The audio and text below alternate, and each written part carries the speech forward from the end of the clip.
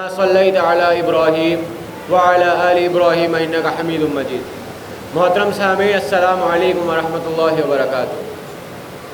اللہ سبحانہ و تعالیٰ کا فضل و کرم سے آج تراویح و خلاصہ مضامین قرآن کی 15ویں شب ہے، اور اللہ سبحانہ و تعالیٰ کا جتنا شکر ادا کیا جائے وہ کم ہے کہ اس نے ہمیں ان راتوں میں قرآن کو سیکھنے اور سمجھنے کی توفیق عطا فرمائی۔ ہم سورہ زخرف کا مطالعہ کر رہے تھے اور ہم نے ابتدائی 2 رکوعات کو دیکھ لیا تھا۔ رکوع نمبر 3 سے آغاز کریں گے۔ تیسرے رکوع میں مشرکین نے مکہ کا یہ تنزیہ سوال نقل ہوا ہے کہ قرآن مکہ یا طائف کے کسی دولت مند آدمی پر کیوں نازل نہیں ہوا، اور کیوں آپ صلی اللہ علیہ وسلم پر اللہ سبحانہ و تعالیٰ نے نازل فرمایا۔ اللہ سبحانہ و تعالیٰ نے جواباً کہا ہے کہ اللہ سبحانہ و تعالیٰ کے نزدیک اہمیت مال اور دولت کی نہیں بلکہ ایمان اور پاکیزہ کردار کی ہے۔ دولت کی تقسیم تو اللہ سبحانہ و تعالیٰ نے صرف دنیاوی نظام چلانے کے لیے رکھی ہے۔ اصل معیار جس پر انسان کو جانچا جاتا ہے وہ اس کے اعمال ہوتے ہیں، اور آخرت میں کامیابی کا دار و مدار بھی صرف اعمال پر ہے۔ جو شخص پاکیزہ کردار کے ساتھ نیک اعمال کرے گا وہ آخرت میں کامیاب قرار پائے گا، اور جو شخص جس کے پاس بے شک مال و دولت ہی کیوں نہ ہو لیکن اعمال میں اگر وہ سبقت نہیں لے گیا تو آخرت میں اس کے لیے خسارہ ہی خسارہ ہے۔ اس کے بعد رکوع نمبر 4، شیطان کس پر مسلط کیا جاتا ہے۔ بتایا گیا کہ جو شخص اللہ سبحانہ و تعالیٰ کی یاد سے غافل ہو جاتا ہے اس پر بطور سزا شیطان کو مسلط کر دیا جاتا ہے، اور پھر یہ لوگوں کو گمراہ کرتا پھرتا ہے۔ پھر جب روز قیامت انسان اپنی غفلت کا انجام دیکھے گا تو انتہائی نادم ہوگا اور انتہائی پچھتائے گا۔ وہ شیطان سے دور بھاگنے کی کوشش کرے گا لیکن اسے شیطان کے ساتھ جہنم میں داخل کر دیا جائے گا۔ اللہ سبحانہ و تعالیٰ ہمیں جہنم کے عذاب سے بچائے۔ رکوع نمبر 5، آل فرعون کی بد نصیبی۔ ایک بار پھر حضرت موسیٰ علیہ السلام اور فرعون کا واقعہ ذکر ہے۔ اللہ سبحانہ و تعالیٰ نے موسیٰ علیہ السلام کو بڑی واضح نشانیوں کے ساتھ فرعون کے پاس بھیجا، لیکن فرعون اور آل فرعون نے آپ علیہ السلام کی نشانیوں کا مذاق اڑایا۔ بطور عذاب اللہ سبحانہ و تعالیٰ نے ان پر چھوٹے چھوٹے عذاب بھیجے۔ ان لوگوں نے اللہ سبحانہ و تعالیٰ سے وعدہ کیا کہ اے اللہ اگر تو ہم پر سے یہ عذاب ٹال دے گا تو ہم تیری طرف رجوع کریں گے۔ اللہ سبحانہ و تعالیٰ نے وقتی طور پر عذاب کو ٹالا تو یہ ایک بار پھر اپنی عیاشیوں میں مگن ہو گئے اور اللہ سبحانہ و تعالیٰ کو بھلا بیٹھے۔ اللہ سبحانہ و تعالیٰ نے نتیجتاً آل فرعون اور فرعون کو سمندر میں غرق کر دیا اور رہتی دنیا تک کے لیے نشان عبرت بنا دیا۔ اس کے بعد رکوع نمبر 6، حضرت عیسیٰ علیہ السلام قیامت کی ایک نشانی ہے۔ بتایا گیا کہ مشرکین دعویٰ کرتے تھے کہ ہمارے معبود فرشتے ہیں جو عیسائیوں کے معبود عیسیٰ علیہ السلام سے بڑھ کر ہیں۔ اللہ سبحانہ و تعالیٰ نے جواباً کہا ہے کہ حضرت عیسیٰ علیہ السلام اللہ سبحانہ و تعالیٰ کے بندے ہی تھے، اور وہ بھی ایک انسان تھے، اور وہ بھی کئی بشری کمزوریوں کے حامل تھے۔ ان کو ماننے والے اگر یہ تصور رکھتے ہیں کہ وہ اللہ سبحانہ و تعالیٰ کے ساتھ شریک ہیں یا وہ اللہ سبحانہ و تعالیٰ کی اولاد ہیں تو ایسا ہرگز نہیں ہے۔ وہ اللہ سبحانہ و تعالیٰ کے بندے ہیں، اور اللہ سبحانہ و تعالیٰ نے انہیں رسول بنا کر بھیجا تھا، پھر حفاظت کی غرض سے انہیں زندہ آسمان پر اٹھا لیا تھا، اور آخرت کے دن بھی وہ ضرور آخرت سے پہلے حضرت عیسیٰ علیہ السلام کو ایک بار پھر نازل کیا جائے گا۔ پھر بتایا گیا کہ روز قیامت مخالفت کرنے والوں کو اللہ سبحانہ و تعالیٰ بدترین عذاب کی سزا دے گا۔ ایسے دوستوں کا بھی ذکر ہے جو برائیوں میں ایک دوسرے کی مدد کرتے تھے۔ بتایا گیا کہ وہ آپس میں ایک دوسرے پر الزام لگائیں گے لیکن کوئی فائدہ نہیں ہوگا اور دونوں کو جہنم واصل کر دیا جائے گا۔ سورۃ کا آخری رکوع نمبر 7، اس میں آگاہ کیا گیا ہے کہ روز قیامت اللہ سبحانہ و تعالیٰ کے فرما بردار اپنے اعمال کی وجہ سے ہمیشہ ہمیشہ کی نعمتوں میں ہوں گے۔ اس کے برعکس مجرم اپنے جرم کی پاداش میں جہنم کے عذاب میں جلیں گے۔ اللہم اجرنا من النار۔ پھر بتایا گیا کہ اگر واقعی اللہ سبحانہ و تعالیٰ کی کوئی اولاد ہوتی تو اللہ سبحانہ و تعالیٰ اپنے حبیب سے اس کا ذکر ضرور فرماتا، اور آپ صلی اللہ علیہ وسلم پہلے وہ شخص سوچے جو اس اولاد کی عبادت کرتے، لیکن اللہ سبحانہ و تعالیٰ کی کوئی اولاد ہے ہی نہیں، اور وہ واحد معبود اور لا شریک ہے۔ پھر مشرکین کی بد نصیبی کا ذکر کیا گیا ہے کہ اللہ سبحانہ و تعالیٰ کی نازل کردہ تعلیمات کو بھلا بیٹھے ہیں، اور اللہ سبحانہ و تعالیٰ کے رسول صلی اللہ علیہ وسلم کو جھٹلا چکے ہیں اور آپ پر ایمان لانے کو تیار نہیں۔ فرمایا گیا کہ آپ صلی اللہ علیہ وسلم اب ان سے رخ پھیر لیجئے اور سلام کہہ کر ان سے علیحدگی اختیار کر لیجئے، ان کا معاملہ اب اللہ سبحانہ و تعالیٰ دیکھ لے گا۔ اگلی سورت سورۃ الدخان ہے۔ اس سورت میں مشرکین مکہ کے شبہات کا مؤثر طریقے سے رد کیا گیا ہے۔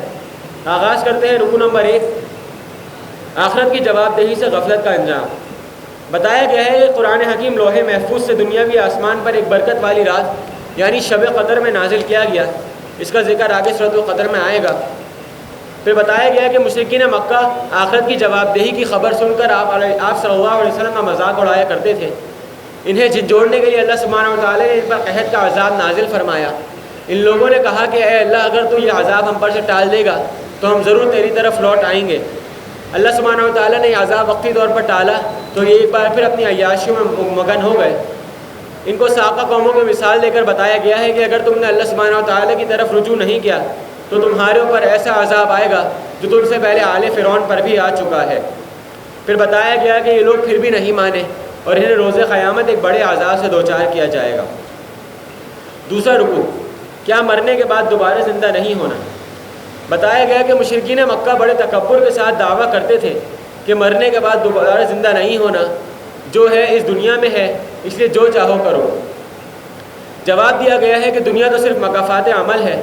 مرنے کے بعد اللہ سبحانہ و تعالیٰ تمام بندوں کو دوبارہ زندہ فرمائے گا اور پھر ہم سب کو اللہ سبحانہ و تعالیٰ کے ہاں پیش ہونا ہے. اس وقت کوئی دوست کسی دوست سے کام نہ آئے گا اور نہ کہیں مدد حاصل کی جا سکے گی. سب اپنے اعمال کے اوپر جانچے جائیں گے. جو لوگ نیکیوں میں سبقت لے جا چکے ہوں گے ان کے لیے جنت ہے اور جو لوگ جرائم میں آگے ہوں گے ان کے لیے جہنم کا عذاب ہوگا. آخری رکوع نمبر 3، آخرت میں برا اور اچھا انجام.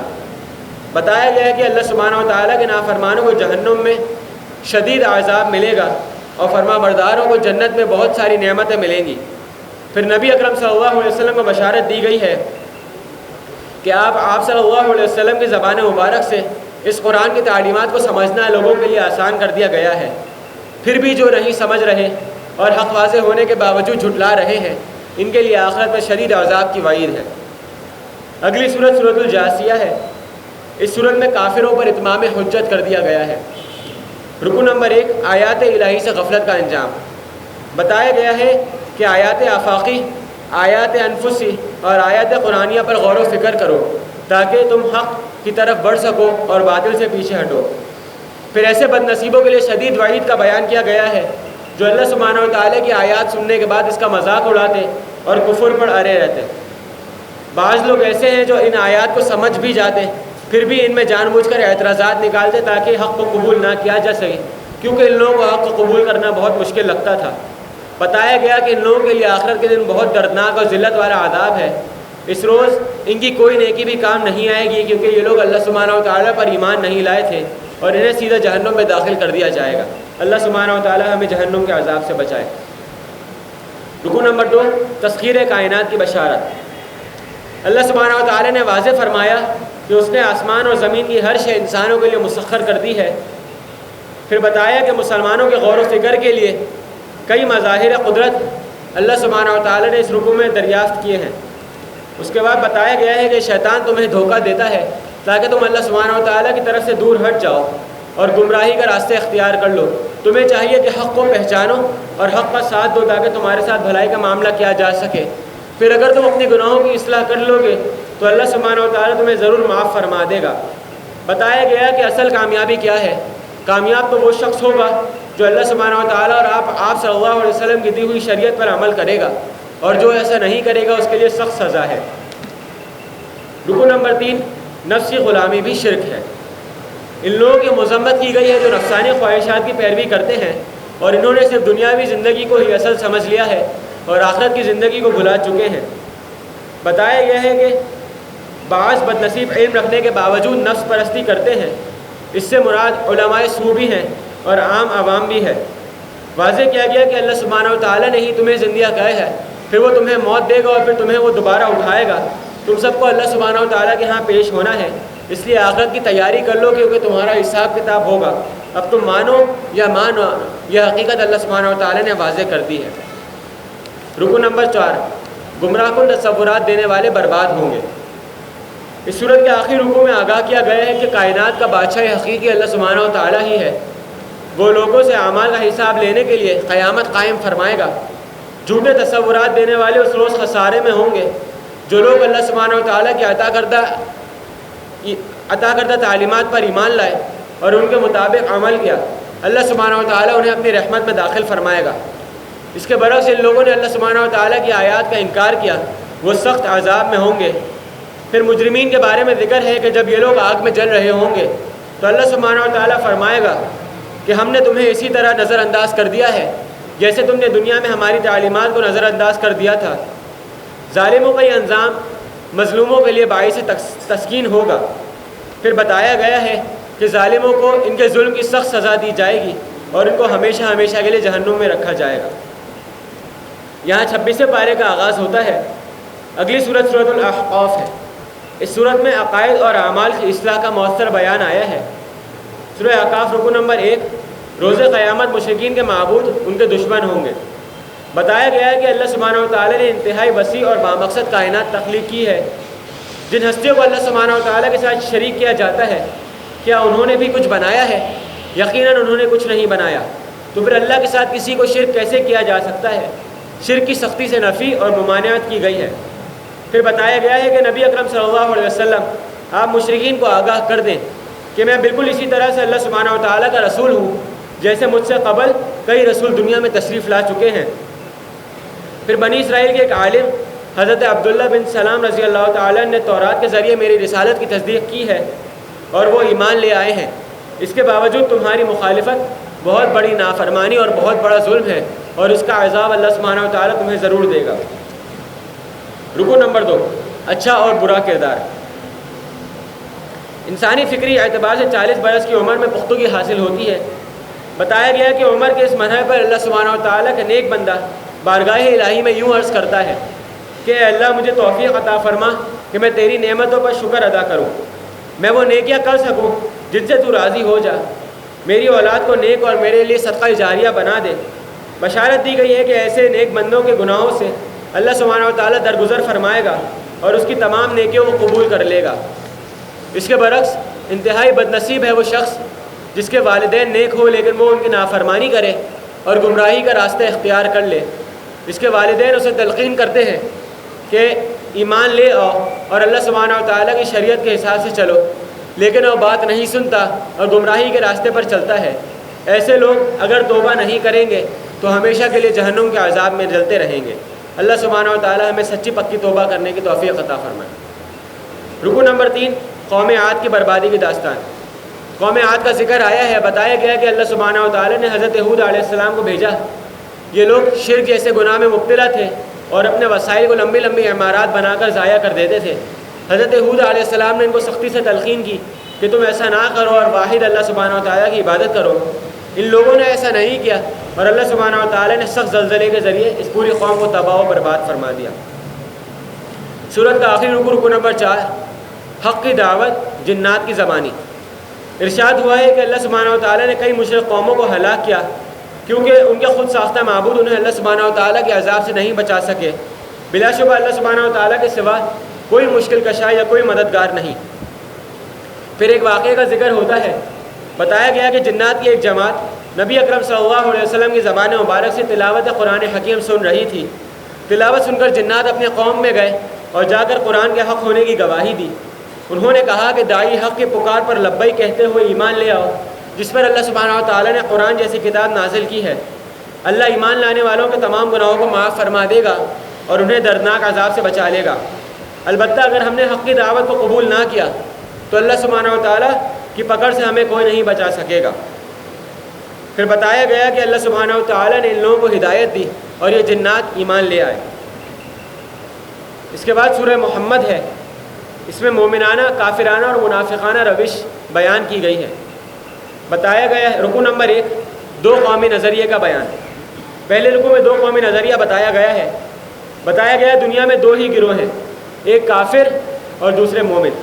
کافر وہ ہیں جنہوں نے نبی اکرم صلی اللہ علیہ وسلم کو رسول ماننے سے انکار کر دیا اور دوسروں کو بھی یہ سعادت حاصل کرنے سے روکتے رہے، جبکہ مومن وہ ہیں جو آپ صلی اللہ علیہ وسلم کو سچے اور پکے دل سے آخری رسول مانتے تھے اور اللہ سبحانہ و تعالیٰ کی دی ہوئی تمام ہدایات پر عمل کرتے تھے۔ مومنوں کو حکم دیا گیا ہے کہ میدان جنگ میں خوب خون ریزی کر کے کافروں کی کمر توڑ دو۔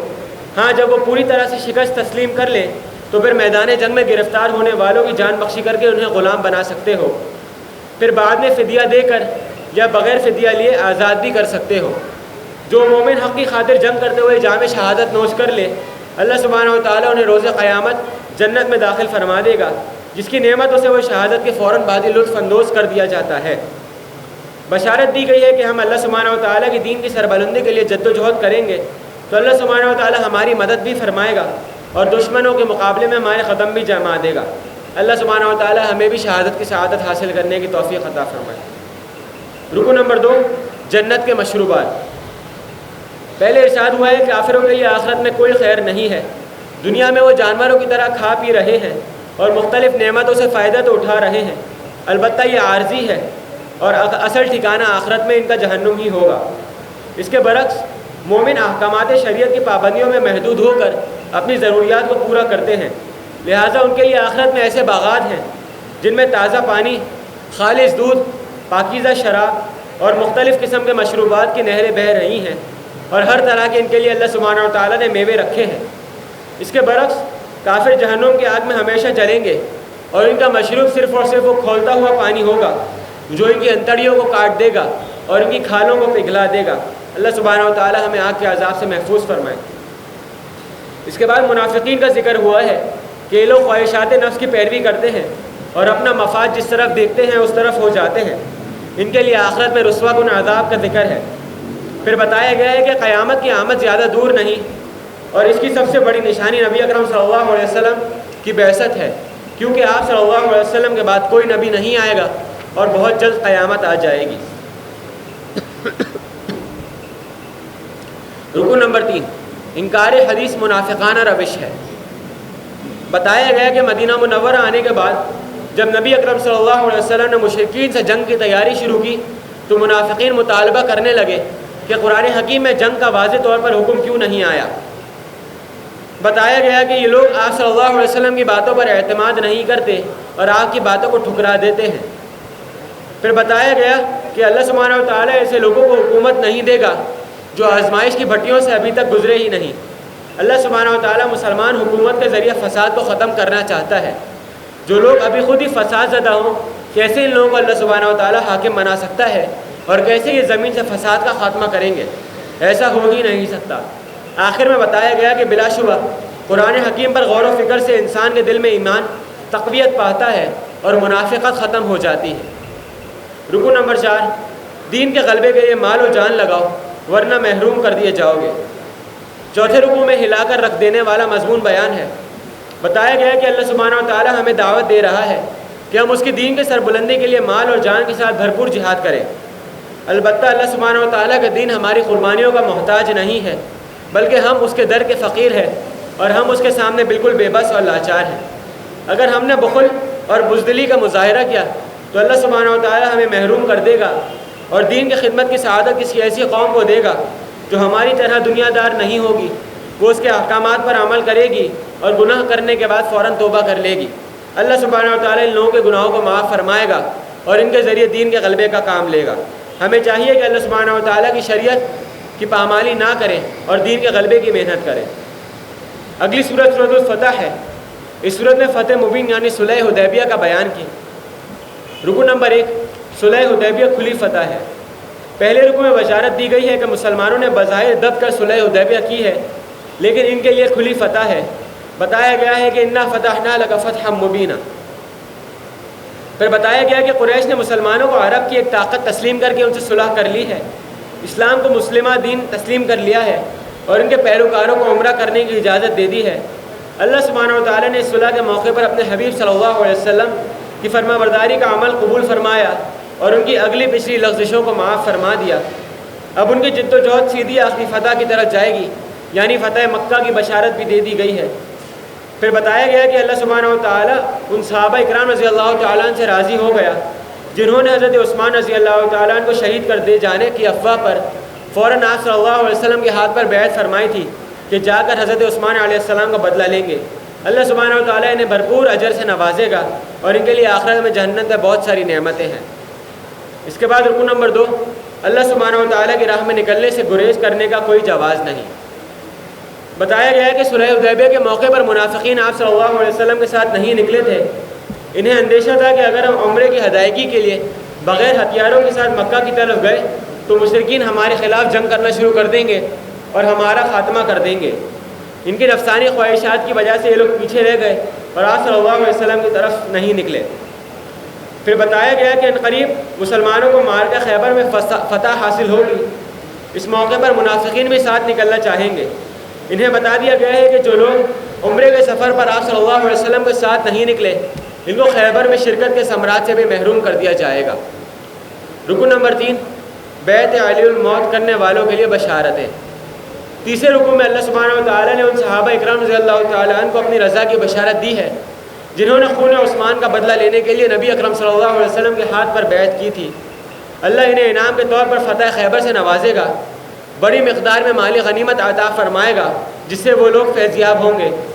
اب ان کی جد و جہد میں کامیابی ہی کامیابیاں لکھ دی گئی ہیں، اور یہ کامیابیاں فتح مکہ کی صورت میں عروج پر پہنچا دی جائیں گی۔ اس کے بعد رکن نمبر 4، غلبہ دین کے لیے جد و جہد کرنے والوں کے اوصاف۔ بتایا گیا ہے کہ جد و جہد کرنے کا مقصد دنیا میں عادلانہ نظام کا نفاذ ہے۔ آپ صلی اللہ علیہ وسلم قاتل کے ساتھ صلح تو اس وقت کی جب ان سے نیست و نابود کرنے کے لیے مناسب قوت دستیاب نہ تھی۔ مناسب قوت ہجرت مدینہ کے بعد فراہم ہو گئی ہے۔ اب آپ صلی اللہ علیہ وسلم ان کے خلاف فیصلہ کن اقدام اٹھا کر ان پر غالب آ جائیں۔ پھر بتایا گیا کہ غلبہ دین کے مشن میں آپ صلی اللہ علیہ وسلم کا ساتھ دینے والے صحابہ اکرام کی شان تو یہ ہے کہ وہ دین کے دشمنوں کے معاملے میں انتہائی سخت ہوتے ہیں اور آپس میں شدید محبت کرنے والے ہیں۔ وہ اللہ سبحانہ و تعالیٰ کی رضا اور اس ہی کے مدد کے طلبگار رہتے ہیں۔ کثرت سجود سے روحانیت کا نور ان کے چہروں پر جگمگاتا رہتا ہے۔ اللہ سبحانہ و تعالیٰ نے ان کے اعلیٰ کردار کی مثالیں تورات اور انجیل میں بیان کی ہیں۔ ان کی مثال اس کھیتی کی طرح ہے جو زمین سے برآمد ہوتی ہے۔ اللہ سبحانہ و تعالیٰ رفتہ رفتہ اسے تقویت دیتا ہے اور پھر وہ سرسبز و شاداب گلستان کی طرح ہو جاتی ہے۔ روز قیامت اللہ سبحانہ و تعالیٰ ایسے ہی ان لوگوں کو بخش دے گا اور ان کو اپنی نعمتوں میں داخل فرمائے گا۔ اگلی سورت سورۃ الحجرات ہے۔ اس سورت میں اسلامی ریاست کے حوالے سے احکامات آئے ہیں۔ سورہ حجرات رکن نمبر 1، اسلامی ریاست کی دستوری بنیادیں۔ رکن نمبر 1 میں ہدایت دی گئی ہے کہ اسلامی ریاست میں دستور کی اہم ترین بنیاد یہ ہے کہ کوئی قانون سازی قرآن اور سنت کے خلاف نہ ہوگی۔ نبی کریم صلی اللہ علیہ وسلم کے جو فرامین عطا کر دیے گئے ہیں انہی کی اطاعت ہوگی اور آپ صلی اللہ علیہ وسلم کی سنت کی پیروی کی جائے گی۔ اگر کسی نے اپنی رائے کو آپ صلی اللہ علیہ وسلم کے ارشاد پر فوقیت دی تو اس کی تمام نیکیوں کو ضائع کر دیا جائے گا اور اس کے لیے آخرت میں شدید عذاب ہے۔ اگر اہل ایمان کے دو گروہ باہم لڑ پڑیں تو ان کے درمیان عدل کے ساتھ صلح کروانے کی کوشش کرو تاکہ تم لوگوں کی قوت آپس میں استعمال نہ ہو بلکہ تم اپنی قوت کو دشمن کے خلاف استعمال کر سکو۔ اللہ سبحانہ و تعالی ہمیں احکامات پر عمل کرنے کی توفیق عطا فرمائے۔ اب ہم 12 رکعت تراویح کی طرف بڑھیں گے۔ وآخر دعوانا الحمدللہ رب العالمین والسلام علیکم ورحمۃ اللہ وبرکاتہ۔ اعوذ باللہ من الشیطان الرجیم، بسم اللہ الرحمن الرحیم۔ سورۃ الحجرات کا مطالعہ جاری ہے۔ سورہ حجرات رکوع نمبر 2، تمام انسان یکساں احترام کے لائق ہیں۔ دوسرے رکوع میں ان مجلسی برائیوں سے روکا گیا ہے جن کی وجہ سے باہم نفرت پیدا ہوتی ہے۔ بتایا گیا ہے کہ مذاق اڑانا، طعنہ دینا، بدنام رکھنا یا برا نام رکھنا، کسی کی ٹو میں لگنا اور غیبت کرنا، یہ ایسی برائیاں ہیں جو دلوں کو پھاڑ دیتی ہیں۔ تمام انسان ایک خالق کے مخلوق اور ایک مرد اور عورت کی اولاد ہونے کے ناطے بالکل برابر اور یکساں احترام کے لائق ہیں۔ یہ حقیقت ایک عالمی ریاست کے قیام کی راہ میں رنگ، نسل اور زبان کی بنیاد پر نفرتوں کی صورت میں پیدا ہونے والی رکاوٹوں کو دور کرتی ہے۔ پھر اسلام اور ایمان کے فرق کو واضح کرتے ہوئے بیان کیا گیا ہے کہ اسلام زبانی اقرار کو کہتے ہیں جبکہ ایمان سے مراد قلبی اقرار ہے۔ حقیقی مومن تو وہ ہے جو ایمان لانے کے بعد کسی شک میں نہیں پڑے، ہر معاملے میں شریعت کو ترجیح دی اور مال اور جان سے اللہ سبحانہ و تعالیٰ کے دین کے غلبے کے لیے جہاد کرتے رہتے ہیں۔ اگر ہمارا یہ کردار ہے تو ہم ایمان حقیقی کی دولت رکھتے ہیں جس کی بنیاد پر آخرت میں کامیابی کی بشارت دی گئی ہے، ورنہ ہم صرف قانونی مسلمان ہیں اور آخرت میں ہمیں ناکامی کے اندیشے سے ڈرنا چاہیے۔ اللہ سبحانہ و تعالیٰ ہمیں ایمان حقیقی کی دولت عطا فرمائے۔ اگلی سورت سورہ خوف ہے۔ اللہ کی صفات قدرت و علم اور آخرت کے باہمی تعلق کا بیان۔ سورہ خوف رکوع نمبر 1، اللہ سبحانہ و تعالیٰ کی قدرت کے مظاہر۔ پہلے رکوع میں اللہ سبحانہ و تعالیٰ کی بے مثال قدرت کے کئی مظاہر بیان کیے گئے ہیں۔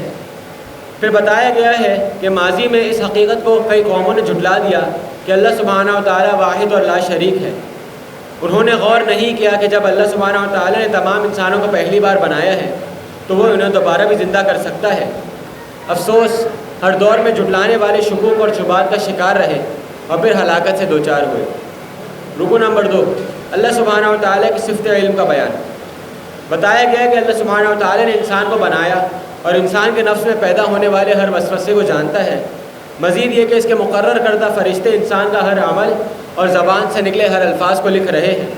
ہر انسان ان فرشتوں کے ساتھ میدان حشر میں کھڑا ہوگا۔ ہر انسان کے ساتھ لگا ہوا شیطان بھی اس کے سامنے آ جائے گا۔ پھر اللہ فرشتوں کو حکم دے گا کہ ایسے تمام انسانوں اور جنات کو جہنم میں ڈال دو جو حق کے دشمن اور حد سے گزرنے والے تھے۔ شیطان کہے گا کہ میں نے اس انسان کو شرکست نہیں کیا بلکہ وہ خود ہی گمراہ تھا۔ اللہ سبحانہ و تعالیٰ جواب دے گا کہ میں نے تمہیں جرائم کی سزا سے پہلے ہی آگاہ کر دیا تھا اور میرا دستور بدلتا نہیں۔ اب گمراہ کرنے اور گمراہ ہونے والے تمام جنات اور انسان کو جہنم میں داخل کر دیا جائے گا۔ رکو نمبر 3، حق کی معرفت حاصل کرنے کے 2 ذرائع۔ تیسرے رکو میں بیان کیا گیا ہے کہ انسانوں اور جنات کی اکثریت جہنم کا نوالا بنے گی لیکن پھر بھی اس کا پیٹ نہیں بھرے گا۔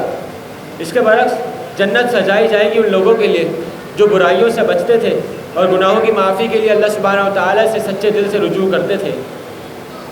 جنت میں اللہ سبحانہ و تعالیٰ کی ہر خواہش کو پوری فرمائے گا اور اللہ مزید نعمتیں بھی عطا فرمائے گا۔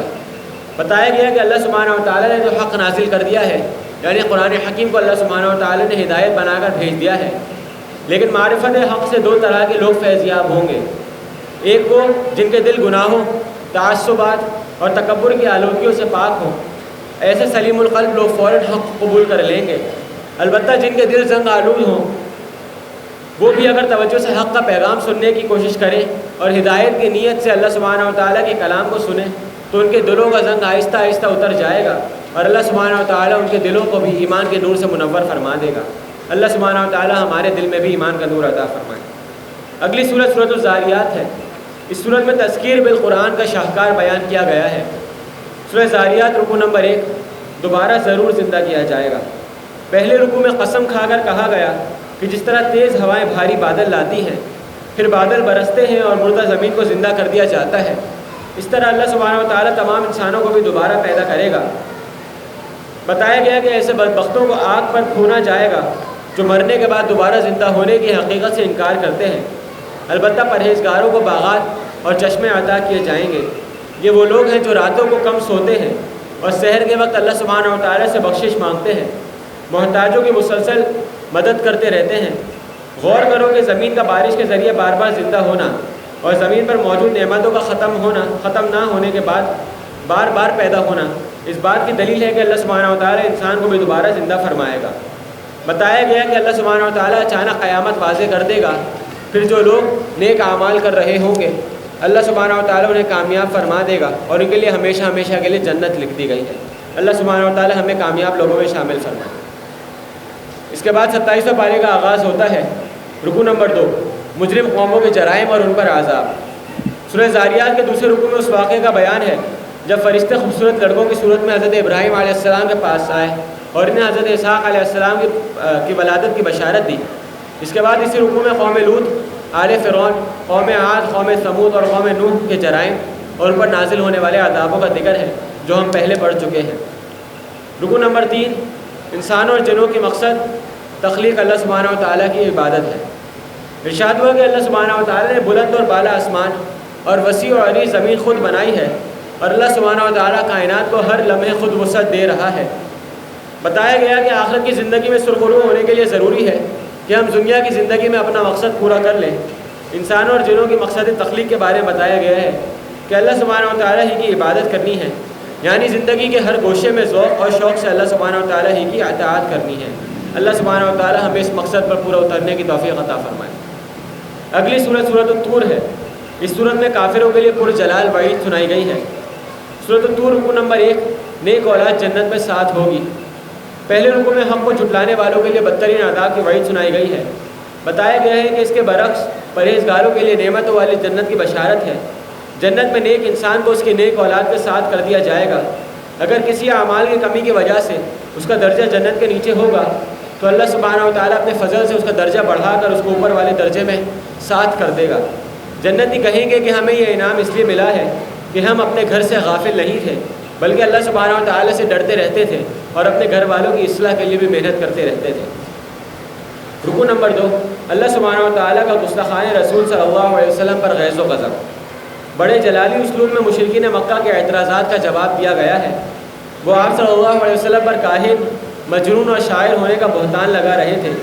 جواب دیا گیا ہے کہ یہ عقل کے اندھے غور کرے کہ ایسے پاکیزہ کردار اور اعلیٰ اخلاق کی حامل ہستی کیسے کاہن، شاعر یا مجنون ہو سکتی ہے۔